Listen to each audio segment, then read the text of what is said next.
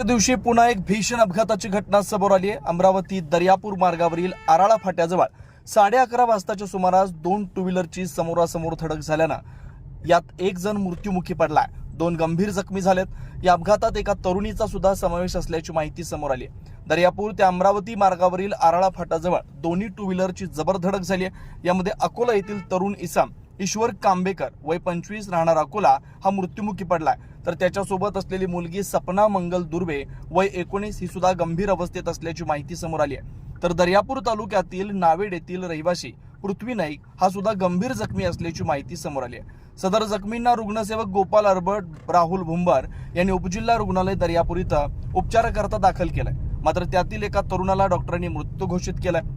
दोघांची प्रकृती चिंताजनक असल्यानं त्यांना पुढील उपचाराकरता अमरावतीत रेफर करण्यात आल्याची माहिती डॉक्टरांनी दिली आहे। एकाच मार्गावर 12 घंट्यात तिघांचा मृत्यू झाल्याची दुःखद घटना घडली आहे।